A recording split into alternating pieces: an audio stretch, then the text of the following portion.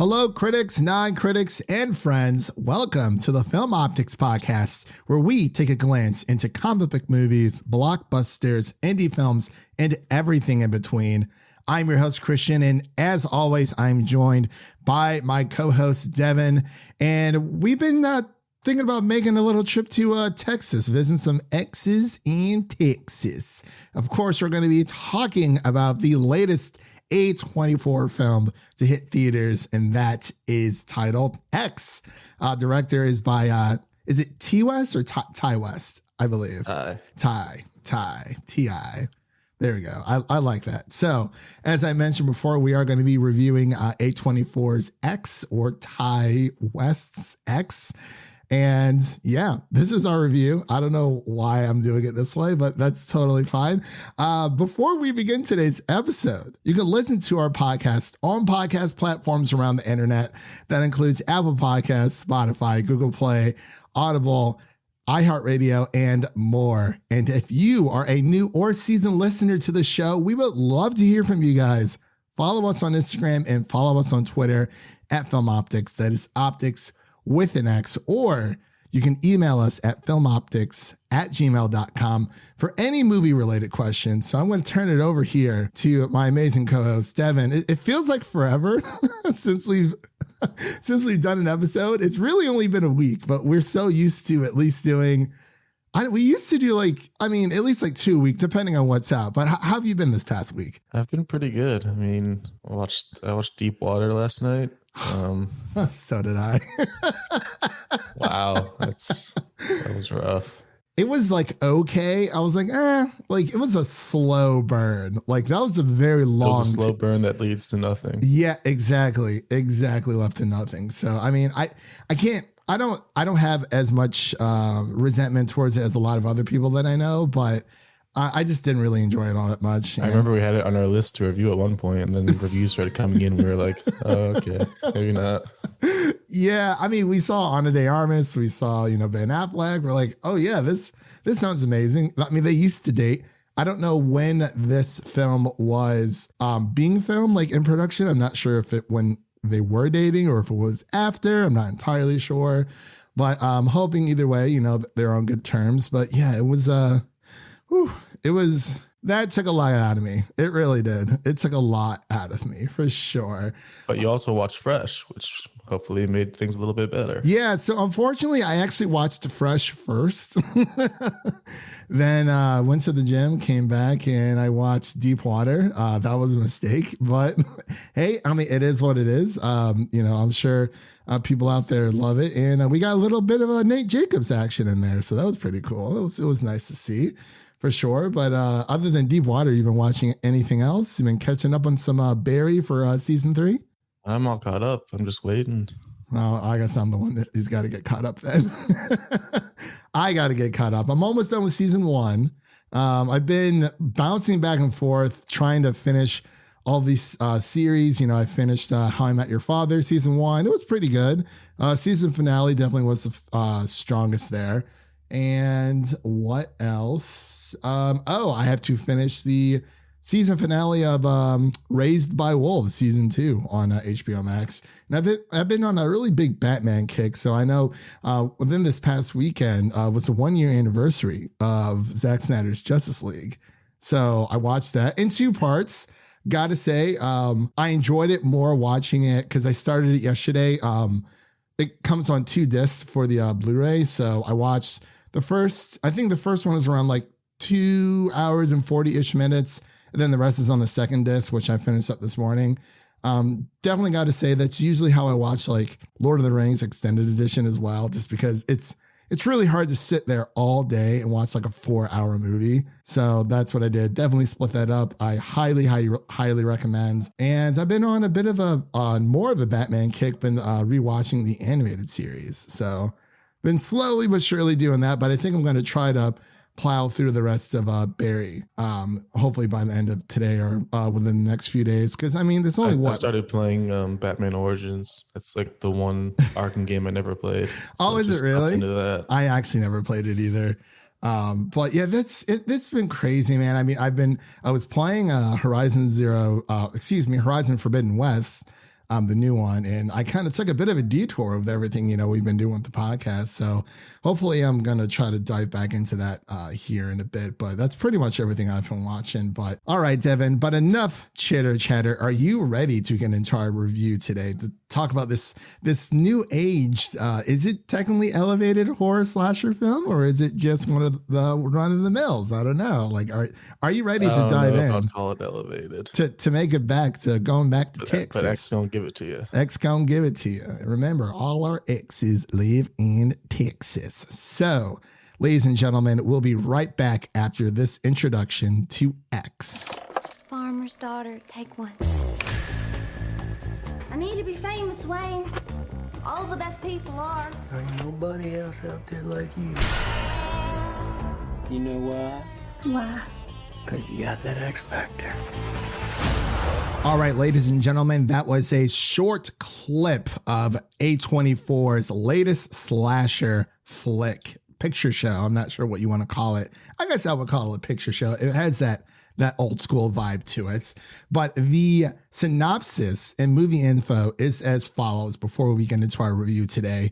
In 1979, a group of young filmmakers set out to make an adult film in rural Texas. But when their reclusive elderly hosts catch them in the act, dun dun dun, the cast finds themselves fighting for their lives. That's like the best Texas. I really don't know what you want to call it. Sandy Cheeks. Man, that takes me back to the episode of SpongeBob when they're making fun of Texas all day long and she's homesick. I was like, oh, poor Sandy. My gosh. Definitely one of the best episodes out there. But this movie is directed by Ty West and written by Ty West as well, and stars Mia Goth, Jenna Ortega, killing it again with the third film. And it's not even April, y'all. This is amazing. And a Brittany Snow, just to name a few.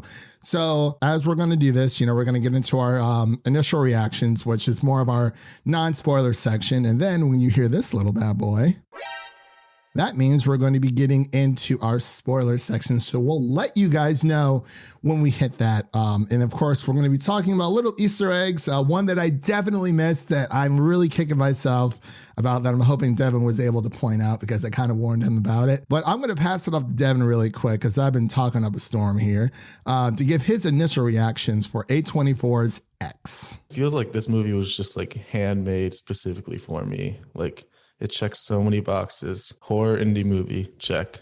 A24, check. Slasher, check. Starring Kid Cudi, check. Love that.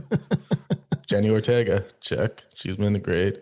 Becoming a bit of a scream queen herself. She's been in a few nice little horror series here. But yeah, definitely right up my alley. So I came in very much looking forward to it, and it lived up to what I was hoping for. It was just a very interesting take on the normal teen slasher genre. Having it revolve around a set of porn filmmakers is a very interesting. No, hold on. This is the fancy. It's a real film. The real film, not the stuff that you find on your VHS blockbuster shelves.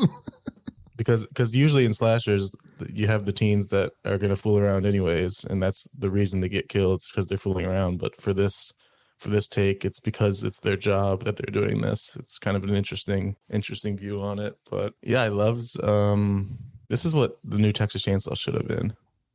Give Ty West Texas Chainsaw, because this felt exactly like a Texas Chainsaw movie. Obviously set in Texas. You got a crazy family attacking teenagers. Like he was meant to make a Texas Chainsaw film instead of whatever Netflix just put out.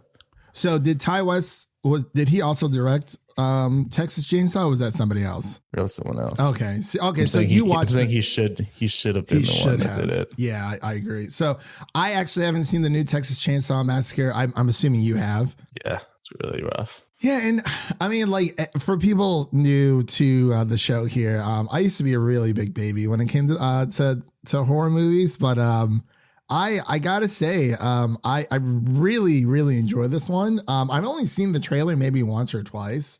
I knew it was kind of sort of about, but I definitely went into this film blind, and it being, an indie film, it's always important to, see those films as well, especially on opening weekend. Yeah, I think the trailer did a great job of not showing too much, because I went in not knowing what was going to happen because the trailer didn't give everything away. Right. It definitely feels like Jordan Peele's new trailer for Nope that actually played during my screening. And also there's like 2 other A24 films coming out as well. One's called Men, and there's like the multiverse. Yeah, that's the one. Alex Garland one. Yeah. We definitely got to check. I actually want to check both of those out because Jesse I'm Buckley. really looking forward to the Everywhere, Everything All at Once. Is that what it's called? That's next week. No, that's not okay. Yeah, we're definitely putting that on the list for sure. And then Men as well with Jesse Buckley. That looks really interesting. I'm just a big fan of her as a actor altogether. But back to my initial my initial thoughts of X. As I said before, I used to be a really big baby when it came to horror films. But since actually probably the start of our podcast back, I've been more open to it, and I really love it. I mean, especially going through watching all of the 5 Scream movies prior. This movie really just puts you in a small setting, and of course, it starts off a little bit of a cliche thing, but you don't really know what exactly happens.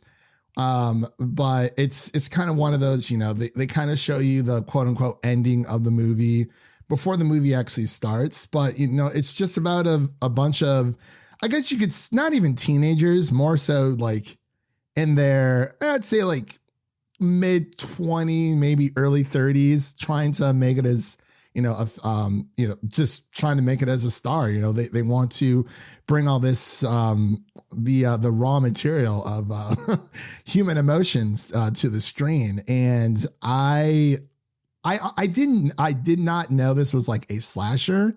I thought, of course, from watching the trailer that there was some kind of like demonic thing going on with the elderly wife, but no, she's just, dementia crazy. Yeah, that's another thing to add to my checklist. Old people being terrible people. And, exhorting showing their compassion for each other in certain ways. But of course, this movie is rated R, so do not take your children to go see this. A lot of blood, a lot of gore, a lot of graphic nudity and strong sexual themes here as well. Oh, yeah. But at first I was sitting with it. I was like, well, I don't know. And then the more that I thought about it, and I watched a few videos about it, I was like, man, this is actually, it's just an old school type. It does a great job of paying homage to the old school slashers. Obviously, Texas Chainsaw being the main inspiration. And then there's a few others thrown in there, a few other Easter eggs, obviously. Yeah, it's very, The Shining with the door. Yeah. And it really, between the 3 horror movies that we've seen this year, and of course, we've only covered 2, well, this being the second one of the year, another slasher, but between this, Scream, and Fresh, it's nice to have. There's never been a better time to be a horror fan than like right now, because there's so much. It really is. And we also just got our Scream 6 announcement that I think it's coming within the next year or 2 or something of that nature. Next March. Next March. 1 year. 1 year. Oh man, that's going to be amazing. But back to X. It really just, there's a lot of conversations in this movie that really makes you think. And it's not just like, it is like your run of the mill slasher horror with, the 2 old people kind of going a little bit crazy, but you're in Texas, number 1, which is the second biggest state in the United States, I believe, next to Alaska. I believe Alaska is the first, and then it goes Texas and then California, I want to say. But Texas is huge, and you're in the middle of nowhere, which makes the film feel, so small and focused. And he does such a good job of drawing out tension throughout the movie, because there's just these little things that add up, and then there are a few scenes where they're a bit overlong, and sometimes you just wish, oh, can we move on? But for the most part, it's for a reason, because he's setting up something like a random animal is going to show up out of nowhere and terrify you, or a random nail, or or a random pitchfork. Right, exactly. Especially the pitchforks. And I mean, just with the cast itself, of course, we've kind of talked about Jenna Ortega already, you know, her rise to fame, with this being her third movie of the year, with Mia Goth and even Brittany Snow. But I think Martin Henderson as Wayne was probably one of my favorites. He was just, you know, that old Texas boy. Good old boy. Yeah. He, Back in Gone Hate vibes. right. Definitely. He kind of reminds me a little bit of, I guess I would say, Kelso's brother from that 70s show. He just has that like charisma and, you know, like, oh, like he's clearly older than the rest of the cast, of, you know, of the crew making this film. And, you know, he's essentially the producer. So it's kind of like, you know, whatever he says goes, but it's really, it touches on how art imitates life in certain ways, and how, you know, just in a super simple term of how movies are made in a way. But of course, you know, they're kind of taking it a little bit step further, because RJ, the boyfriend of Jenna Ortega, who her character's name is Lorraine, you know, he wants it to be more of like, you know, the film that they're making more to be of like an art film, instead of the run of the mill, you know, porn type movies out there. But everyone else is like, well, no, they kind of just want to see, you know, some bumping and grinding there for a little bit. You know what I mean? Like that's literally what people are looking for. And I mean, of course, you know, we see them making the movie and whatnot, and there's like barely any story. There's like barely any story within the movie that they're actually making in X, but it is a very it's welcome. The farmer's daughters. Yeah, the farmer's daughters is like, okay, like who hasn't that? And then a third one gets added in midway through. Midway through, you know, he's like, you can't just change. You can't just change the movie's course correction. I would definitely disagree. And I kind of like that. That's like the twist on the usual. Oh, there's one prude girl in the movie, like Jamie Lee Curtis in Halloween, but she flips that around. Yeah, she definitely does. I mean, I guess you could say that, and I mean, there definitely is a final girl in this per se. You know, there's three guys and 3 girls within the entire crew, so it's, you know, everyone kind of gets picked off one by one. But, you know, I'm trying to avoid spoilers before we actually get into the spoilers section.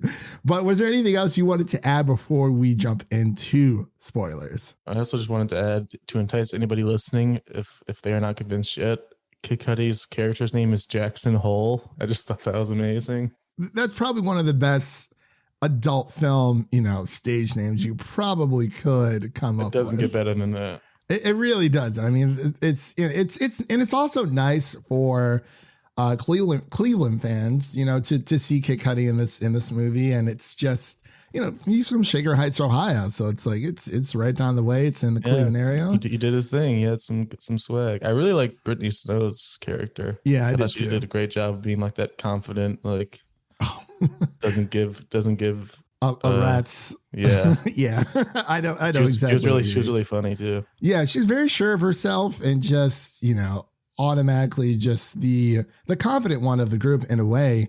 Obviously you see Martin Henderson's character Wayne, you know, he's very confident, but I would say out of the girls and the guys that, you know, Wayne and Brittany Snow plays Bobby Lynn, excuse me. They are definitely the two that kind of, you know what they want. They're not like a couple in the actual movie itself, but sometimes it kind of made me think a little bit. But it's a very just we'll get into it here in a second. But the main conversation, I guess you could call it like the quote unquote dinner scene, but not really a dinner scene. Kind of just back and forth between all 6 characters. Really made me think, and it's like it was a guitar scene. Yeah. Oh, they played Landslide. Yes. I was like, okay, you know, I mean, Brittany Snow doesn't have like the best pipes, but it was nice. Better than Euphoria's guitar solo. I don't know, man. Okay, so which song I enjoyed more? Obviously, it's going to be Landslide. Yeah, that's the big difference. But the performance, because one of my friends is a musician in town, and he and my other friend, they play together, and they usually Landslide's one of their songs that they kind of go through because we're all big Fleetwood Mac fans, excuse me. Performance wise, I got to give it to Elliot, but I enjoy Landslide more. But it didn't go on for 10 oh minutes. My God. It should have.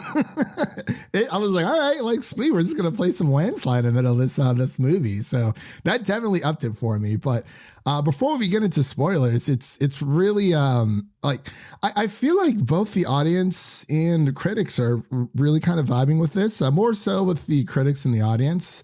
On Rotten Tomatoes right now, it is sitting at 79% for audience score with over 250 verified ratings. And then for the tomato meter, it's 116 reviews sitting at a 96%.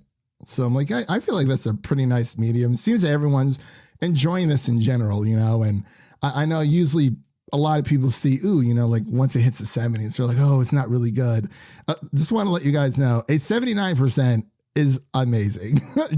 Just to let everyone know out there that doesn't mean that the movie is bad whatsoever. Usually it's like not until it really hits like that equates to 4 out of every 5 critics telling you to watch the movie. Yes. Yeah. And even us just being critics or just us speaking as just movie fans or general movie fans as everyone else, I think people should see it. You know, like I know people who really enjoyed it. I know people who, if you're a horror fan, you have to see it. Oh, for sure. Absolutely. Or if you're a Jenna Ortega fan or a Kid Cudi fan, for sure. Definitely. Oh yeah, that'll definitely be a good draw. Definitely, but I wonder if that was a prosthetic. I think it was.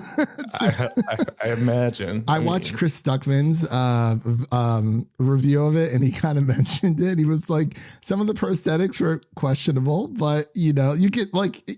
You only notice it for a second. It was a funny moment.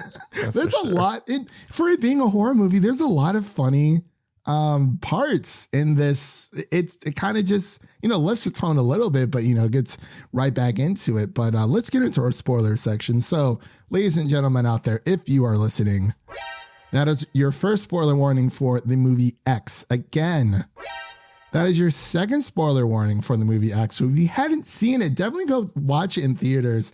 I highly think that people should, especially when it comes to horror movies in theaters. There's nothing better than watching a slasher movie with a bunch of random and on a giant silver screen and just having a good time, because my audience was loving this movie. What about you? Yeah, I was actually surprised. It was a bit of a packed theater for a small indie horror film. I was definitely excited to see that.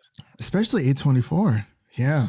Yeah. Yeah. And the only issue I had with my theater experience is that for some reason, everyone in my row and the row like above me just had to like constantly keep going to the bathroom. Like they would get up every like 10 to like 11 minutes. Maybe they were just relieving some built up pressure. I guess. But it was like happening all the way through the movie. I was literally the only person in my row who sat there the entire time. But for me, my audience, well, I saw it on Friday, like mid-evening. There wasn't a lot of people, but I would say there was about maybe 10 to 15 of us, but like 5 o'clock on a Friday. Some people are still getting off work, yada, yada, yada. But I kind of want to go see this again with a bigger audience, definitely. But overall, man, it's just some crazy stuff happens. So I guess let's just get into the weeds here. Let's just talk about the motive of why these characters are somewhat, getting picked off one by this old couple, the farmers couple, I guess you can call them. I couldn't really think of another clever term for them, but well, did you notice that the old lady looks familiar? Dude, honestly, I can't tell if like some of that was like caked on makeup or not. I want to say yes, but I want to say no at the same time. But I did not recognize her. That was Mia Goth. That was Mia Goth. She's playing the protagonist and the antagonist. She's basically playing an older version of herself. That adds a whole nother dimension. Okay, so yeah, that kind of just bumped it up for me a little. Wow. All right. Okay. Wow. I did not know that whatsoever. And then that ties into the post-credit scene. You see, okay, we got to talk about this post-credit scene because I did not know. Like, since when did they start putting post-credit scenes in indie films? Because, you know, for any superhero movie or any big blockbuster, obviously, you know, we're conditioned to sit there. And I just got up and left after it was done. Well, this one pulled a Spider-Man No Way Home. This is a post-credit trailer. Oh. Devin, I think I have to go see it again. I mean, it's on YouTube, but well, I kind of want to see the movie again. yeah. Okay. Wow. But do you want me to tell you what it is? It might make you like the movie even more. Okay. Do you think it'll be better for me to find out on my own? Because I feel like I should just go see it again. Because now that you know the old lady was played by Mia Goth. Yeah. That's kind of what it is. Okay. So it's Ty West shot a prequel for this movie, and the end credit scene is a trailer for it, basically. Okay. It's called Pearl. Her name is Pearl, and it takes place in like the 1920s. And it's Mia Goth as the old lady when she was younger. Okay. Just terrorizing people. Okay. I definitely. Oh man, I kind of want to see it now. I don't know. Oh man. It looked insane. Okay. I definitely, I got to see it on the big screen though. Cause it's like, I think I might go see it again today. I don't know. We'll see. But okay. So that's very interesting. Very, very interesting. I like, because I was watching the whole time. And I was like, this old lady does not look like an old lady. It looks like a younger person in makeup. Well, I mean, it was better than from the Adam projects. Yeah. When I guess it's easier to make a young person look old than it is an old person to look young. I mean, it looked fine. It's just I could tell that it was you could tell like a legitimately old person. Right. And I was like, wait, is that Mia Goth? And then I was like, oh, that really adds a whole other level to the movie. No, it really does. I mean, and now that you said that, it kind of like bumps up my score a little bit because I had no clue. When it came to I thought the old man might have been someone younger too, but I don't know. Yeah, I mean, I'm looking through Rotten Tomatoes to get a clear, picture, whatnot. Is his name Howard? Was that the old man? Possibly. Yeah, it was. So okay. It wasn't a young person. Yeah, so his name is Stephen or Yuri, I think. On the Rotten Tomatoes, it doesn't show a picture, but let me see if I can. Gorebag in Lord of the Rings. Oh, okay. Yes, he was. Okay, yeah. Okay, he doesn't like super. I mean, he's older, but he's not like he probably had makeup on. Yeah. Oh, yeah, for sure. Because I was thinking, yeah, he's in The Hobbit and in Lord of the Rings as well. So, okay, cool. Nice. That's very interesting. Yeah, I was gonna say he definitely looked like he had some kicks on makeup. I'm like, there's no way they just plucked some two old people out of we need you guys for this movie. Especially for the things they're doing. They got to be a bit spry. Let's just talk about it, Devin. There's a lot of old people intercourse in this movie. Some Midsummer vibes. But like, at least in Midsummer, it was two younger folk. But like this, I mean, I was like, okay, this is what we're getting. But also, I think one of the funniest moments, and we'll get back to the conversation that they had. The six main characters, but how the old man dies. How the old man dies from this. I have to tell you, Devin, people were cracking up the way that this man had a heart attack because after he pretty much shoots off Jenna Ortega's face, there's like a reflex. That was insane. Dude, the way she ran out, I was like, okay, I'm like, so there's gonna be a final girl in this episode, in this movie. But I couldn't figure out who, and I was like, maybe it might be Jenna Ortega. I'm not entirely sure. And then she just runs out and gets her face blown off. And I was like, this is literally insane. So. Oh man, I thought that was crazy. But back to this this conversation that they had between art imitating life. What did you think about the things that were said around this this nice little combo? Yeah, it's a nice little secondary like story for the movie.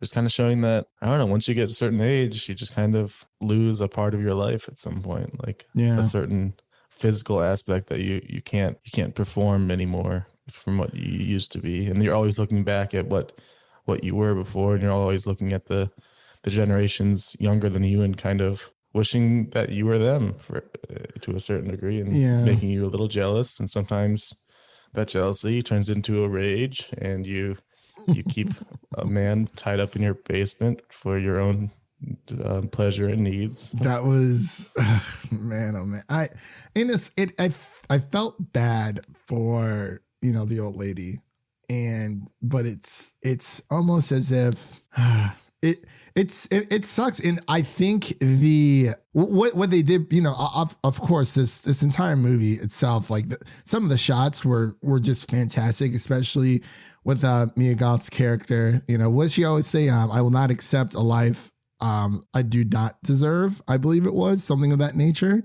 When she's getting into the lake and there's the alligator, like I thought that was a nice little like foreshadow thing. That was a great scene. Like I was like, dude, she's gone. Like there's no way. And I'm like, no, she just like talk about the build up tense. An alligator in a slasher movie. I was not either. I mean, just the way that it was shot, where you know you kind of see like the alligator coming faster and faster. I was like, it's gaining.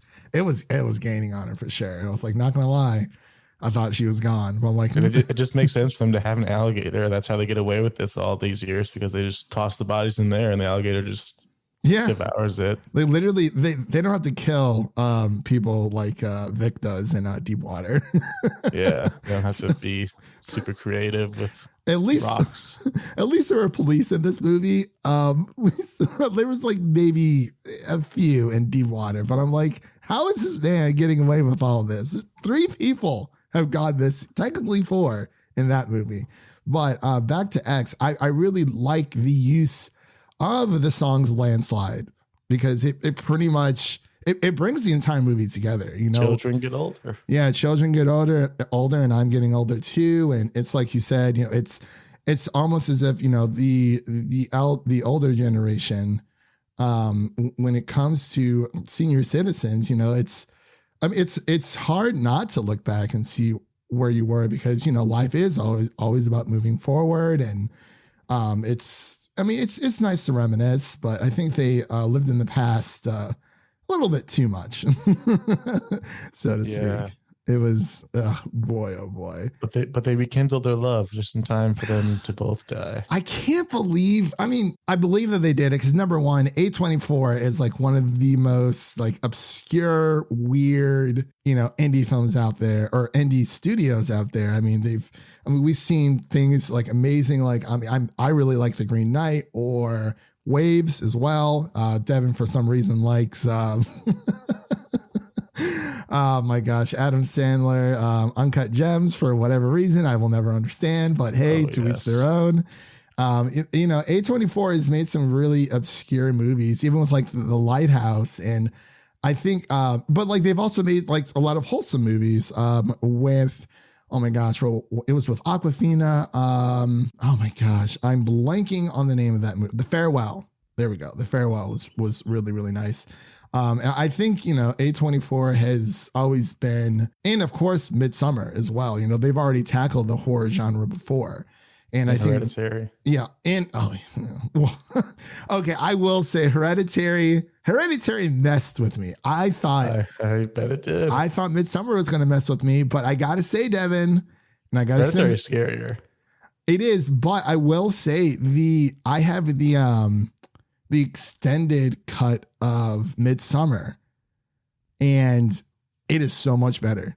I'm telling you, like there's so many holes that were filled into that. It really just, I think that's the way to watch it. Just like with Zack Snyder's Justice League, for sure. But yeah, Hereditary was crazy, but that was more demonic. This is more of just like a slasher movie. But I know a lot of people, I wanted to ask you, what is your take on people calling certain horror movies like elevated horror versus like, you know, your general run of the mill? Because I've heard some people, or just, and there's a lot of producers out there who don't actually like using that term, because I guess it feels like, you know, other horror movies like Scream or Texas Chainsaw Massacre or X or on like a lower totem pole, because, you know, it's just like, oh, killing, story, whatever. But I wanted to get your thoughts about, would you consider X a elevated horror, and what do you consider elevated horror? Yeah, it's kind of difficult when you put that into the equation, elevated horror, because in general the horror genre is kind of looked down upon. Like in general, like people usually don't respect it as much as the other genres. So when you try to separate it even further into elevated, non-elevated, it just kind of divides the genre even more than it should be. Because I don't know, there's a lot of good stuff in horror recently, and whether quote unquote elevated or not, it's definitely been like a renaissance of horror the past like decade or so. So I feel like in a certain way it can be damaging if you try to put certain movies into that category, because it kind of lowers the other movies. I see what you mean. I guess for me, when someone has always used the term elevated horror, I've never, like you, I've never really like categorized it into two, but like I would definitely agree that it is a thing to a certain degree, just because you have a horror movie where you just shut your brain off and you watch people die. Like that's just a category in itself. Like, but then there's others where there's a secondary, like deeper meaning to it that they're trying to relate. Yeah. Like the Babadook, or I would say even for Jordan Peele's films as of late. And yeah, I would never, say, oh, well, X, it's just like another slasher movie, whatever. Like there's really good slasher movies and there's really, really bad slasher movies. Just like there's really good, fantasy films, really bad fantasy films, superhero movies, et cetera, et cetera. But I guess for me, like you just said, when I call something elevated horror, like I still view it as horror in general. Like I would never, rank like, oh, well, here's like my favorite, like top 10, like favorite horror movies. And then someone's like, oh, where's Get Out? Where's Nope? Or, Us, or et cetera, et cetera. And it's like, oh, well, those are elevated. Those are different. Like I would still, categorize them all in the same. But I do feel like it is a bit of a subcategory just because, like you said, there is a second element to it that has a deeper meaning instead of it just being your traditional slasher films. But people love traditional slasher films, no matter how, dumb mistakes that they make, yada, yada, yada. But it's a bit, I still view it as horror. As we've been talking about X, I definitely wouldn't say it's elevated for sure. But that doesn't make it bad because I really, really enjoyed this movie. And the theme of it altogether was very interesting to me. Because like I said, for some reason, when I first watched the trailer, I'm like, oh, the old lady is like demonic because, the husband's saying, oh, well, my wife's not well. I'm like, well, what do you mean by like not well? But he's in on it too. So it's. Did you ever see The Visit, the M. Night Shyamalan movie? I did not. I would recommend that if you like this. Very similar old people. Oh boy, doing bad things. Oh no, it's always the quiet little church mouses, Yeah, I love how Jenna Ortega's character was Church Mouse. What's up, Church Mouse? What's up, Church Mouse? But I gotta say, now that I know that me and Goth also play the old woman, like her movement and everything in the film was just so funny. Like it was very unpredictable. Like, when she's in like the secondary house, like she's in the bed with Mia Goth being in the bed with herself. And then she kind of like scurries away, like, oh, gotta get away. Like the way she was walking was so funny. She's like, oh. I thought her movement was hilarious because she was always lurking somewhere, man. And I'm like, this is not okay. We'll just keep that a secret between us. All right. Yeah, exactly. I love that ending. It reminds me a lot of Ready or Not as far as like, just an amazing ending. Yeah. Just a perfect encapsulation of the movie and bringing back a quote from before. You want to know a fun fact that I literally just found out? You want to know who the executive producer is? I saw that in the credits. Okay. Sam Levinson. Yeah. He's also a co-writer. I was going to say, who co-wrote Deepwater? Yeah, exactly. So he's up and he's down. People have a personal vendetta against this man. I'm like, listen, like if you don't like his writing style, that's fine. But Euphoria season 1 is fantastic. Season 2 Euphoria has its issues, but I still love it altogether. But I see so many people with a personal vendetta against this man right now. I'm like, Deepwater definitely did not help his case.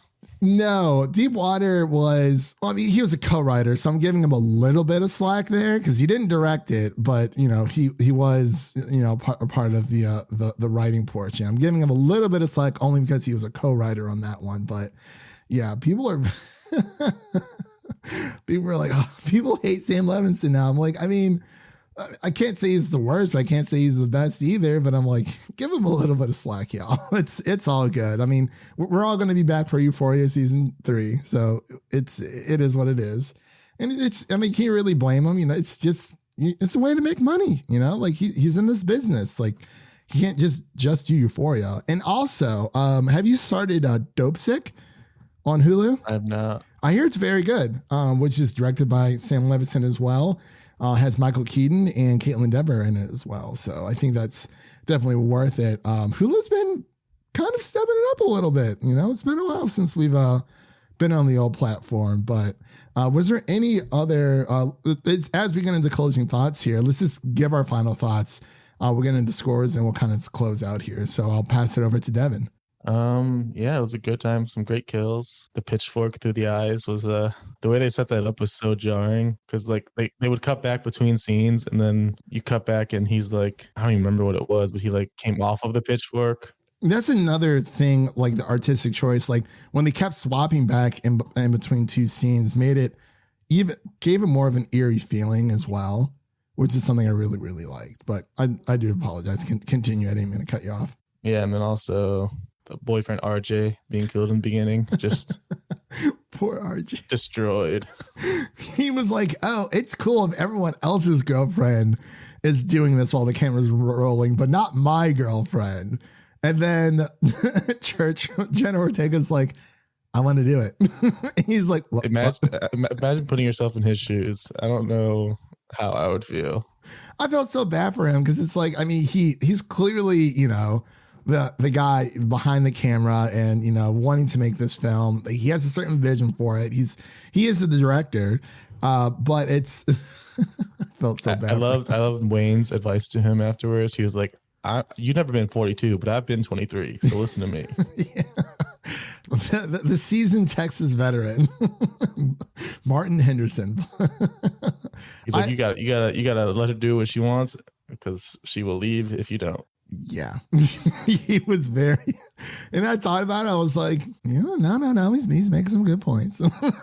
It's kind of like it was almost as if RJ was like starting to like have like that fatherly role over his own girlfriend. Like, like you can't do this, and this. And it's like, with kids, if you tell them no, it's just going to make them want to do whatever you don't want them to do more. So it's like, yeah, I really liked the old age wisdom advice there. It's where people have been and where they're going. So the whole X gonna give it to you, all together there. There's also a bit of a twist at the end there where there was that pastor on the TV throughout the whole movie just giving out ridiculous sermons, and then it shows a picture of Maxine, a younger Maxine, and I guess she must have escaped from this religious type of cult place. Yeah, and that's where she is now. So Maxine, Mia Goth played obviously the two characters. Maxine was the older woman. The older woman is Pearl. Okay, I'm sorry. So and yeah, the prequel will be called Pearl. I gotta go see this again. Okay, so Maxine, was the girl who ran away. It really just, and I love I'm guessing that's what it is because they showed a picture of her and they're like, "Bring back my daughter. She lost her way." She's like, "I want to be a movie star." She's like, "I'm tired of this life of poverty." She said, "I want to be rich." Grab some Wonder Bread, Wonder Woman. Gotta love it, man. The dialogue in the scene, not in the scene, but just in the movie itself was fantastic. I really love the screenwriting for this. So kudos to Ty West for doing that as well. But did you have anything else to add before I give my 2 cents? Nope. All right. Ooh, man, where do I even start? So, what's your score really quick? This is one of those movies where the more I think about it and the more we talk about it, the higher the score just keeps going. Yeah. It's one of those. Yeah, that's what happened with me on Letterboxd. I had it originally at like 3.5. And then I thought about it some more, even prior to us talking about it. I was like, no, that was pretty good. And then, you know, as we've been talking about it, like, no, okay, this is a pretty good, like for a slasher movie or just an indie film in general. I think this is amazing. Like, I don't really have many complaints. We haven't really mentioned anything. No, I think a few of the shots were a bit long. Mm-hmm. Just kind of going for the artistic choice. That's just going to tend to happen. Yeah, I feel like, I mean, the runtime was about an hour and 45 minutes, which I feel like is fine for this kind of movie. I didn't want it to be super short, but I didn't want it to be super long either. Maybe if they would have shaved off like maybe 10 minutes, I think that would have been fine. But overall, I just love the messaging. And now that, you know, we reviewed this and whatnot, I definitely want to go see it again. And it kind of, and me going to see it again, usually it kind of makes me wonder if I should pick this up or not, you know, add it to my horror collection, or if it's on streaming somewhere later on, which I'm sure it will be. I just don't know where. But then again, A24 is a bit different with their movies. You don't really see a lot of them on streaming services. So this might just have to be an automatic physical copy buy for me, for sure. Keep a spot next to it. Yeah. Ready for Pearl. Been waiting 10 years. She's coming. She's coming. But yeah, for me, a lot of my thoughts pretty much echo Devin's. You know, I've kind of mentioned it already. You know, I love the theme of this slasher film. The ensemble cast was fantastic. You know, there weren't too many characters for you to kind of follow along to, and I guess like the only negative I would have to say is that, you know, they kind of show like the ending of the movie first, and then it's like, yeah, I'll agree with that, where it doesn't really serve much to the story to have the sheriff show up in the beginning, and then at the end, it was a great line though, where he's like, "What do you think's on this camera?" Yeah, one goddamn fucked up horror picture. Yeah, exactly. Exactly. And, you know, kind of building up to like what they found in the basement after everyone was dead. And it's like, oh, it's just a dude chained up, you know, with his, you know, Slytherin hanging out there. So I was like, okay, like I thought it was going to be something else, which is why I thought it was going to be some like demonic type horror movie. You definitely didn't need the beginning shot. I don't think I think that part could have just been shaved off, and they should have just started the movie off with them, you know, going to, or adding something else in its place type situation. But, you know, because I mean, it was just, I mean, obviously, you know, people are going to die, but it was just a bit of a bummer to be like, okay, well, you can kind of sort of count the bodies. You don't necessarily know who's going to make it out or if they all die, which obviously, you know, Mia Goth's character, she is one that gets away. Jenna Ortega, she was so close. But yeah, overall, I really did enjoy this movie. Definitely would see it again. For anyone out there, like we said before, if you are a big horror movie fan in general, I think you should definitely watch this one. And I mean, I really hope that you know, horror kind of gets its light in the sun. I mean, there's still a lot of horror movies I will probably never watch, but there's a lot of them that I will. And this is definitely one that I can comfortably watch possibly every single Halloween, to be completely honest with you. So it's been a fun, strange ride with this one, but it's not super weird. It's not one of those super obscure like A24 movies. It's not Midsummer weird or Hereditary. Yeah, but it is one of those classic horror picture shows that you can just sit back, relax with a bucket of popcorn, and just have a good old time. So that pretty much concludes our review of X. Want to thank Devin, as always, for coming on, being my co-host here. And then scores. I'll go with I think I'll go with an 85 right now. Okay. Really, really strong. Yeah, I think I'm pretty much in the same vein. I will go with an 84 because I think I give it like a 4 out of 5 stars on Letterboxd. So yeah, pretty much around the same vein there. But I really enjoyed this one. So yeah, like I said before, that pretty much concludes this review of X. We did it. Oh my gosh, we did it. Anyway, any hooser, man, oh man, what is coming up here on the podcast? You might ask. We have a lot coming up in the future, but we have a lot of great things you can check out right now, including our Pixar's Turning Red review, our Adam Project coverage, our Euphoria season 2 review, and both non-spoiler and spoiler reviews, 2 separate episodes of The Batman. You can definitely check out on our podcast. All those are up on every single, podcast platform that you can ever think of.